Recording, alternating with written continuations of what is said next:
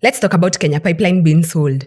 And what percentage was sold? 65%. Let's rewind a little bit. Kenya Pipeline Company was incorporated on September 6, 1973 under the Companies Act Cap 486. It was fully state-owned under the Ministry of Energy. It was born after the 1973 Arab oil embargo exposed how fragile Kenya's fuel system was. At that time, fuel was being transported from Mombasa by road and rail. About 1 million tons a year, 50% rail, 50% trucks. Now here, like we said in the other episode, it was total chaos. Losses were hitting 10%, there were over 200 accidents annually, and transport costs were 2 to 3 times higher per barrel kilometer. So the government stepped in. By 1974, 70% of funding had been secured from Banco de Roma loans and Yugoslav grants. In 1975, Saipem was awarded the EPC contract. And on February 1st, 1978, Line 1 went live. 450 kilometers, 14 inches, and 440 cubic meters per hour. And from there, expansion never stopped. By 2025,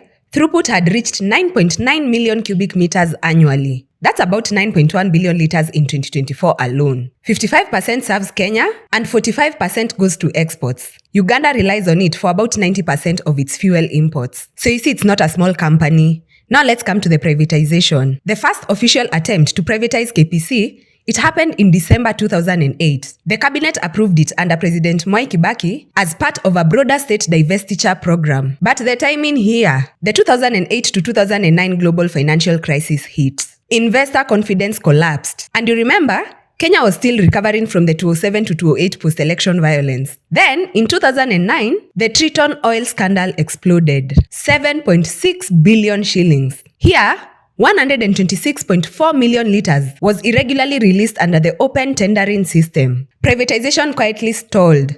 Nothing serious moved again for years. Fast forward to 2025. Sessional paper number 2 of 2025 is tabled on August 4th by the CS of National Treasury, John Mbadi, and Principal Secretary, Dr. Chris Kiptoo. On October 1st, 2025, the National Assembly endorses it. The proposal was sell 65 of Kenya Pipeline Company through the Nairobi Securities Exchange. And there were 11.81 billion shares priced at 9 shillings per share. The target raise was about 106 billion shillings. And the implied valuation, it was around 154 billion shillings. Government retains 35% with a 24-month lock-in. Now the IPO opens on January 19th, 2026 and it's extended to February 24th, 2026 at 5 p.m. due to retail demand. Allocation is set for March 4th. Refunds and CDS credit, that's March 6th. The IPO was listed March 9th under the ticker KPC 0000 on the main investment market segment. This becomes the largest IPO Kenya has seen in years. Now let's look at the numbers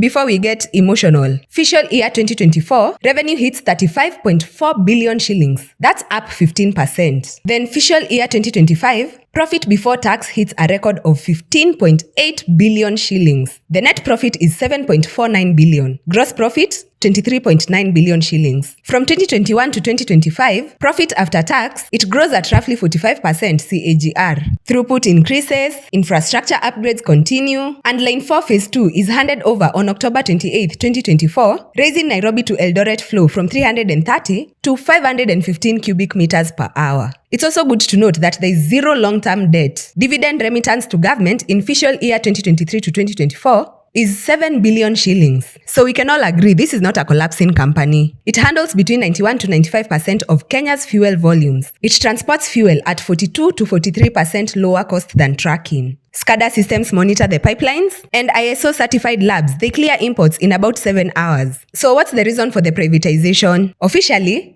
the Treasury links it to Kenya's fiscal position. Fiscal year 2025-2026 budget deficit, it stands at 923 billion shillings. That's about 4.8% of GDP. Debt servicing consumes about 1 trillion annually. That's roughly 70% of government revenues. Sessional paper number 2 of 2025, it explicitly positions the IPO as a non-tax revenue measure. The 106 billion shillings is projected to cover about 15 to 20% of financing gaps. Proceeds are earmarked for the National Infrastructure Fund, including roads, LAPSET, and pipeline upgrades. After the 2024 tax protests, raising taxes became politically difficult. Selling assets is quieter. Treasury argues that post-IPO, dividends could rise from the current 3 to 7 billion shillings annually to between 12 and 20 billion shillings due to the 110 billion shillings planned capital expenditure between 2026 and 2030. Now, the critics are just looking at the parts where there is no publicly released long-term modeling comparing the value of perpetual dividend income versus the one of 106 billion shillings sale.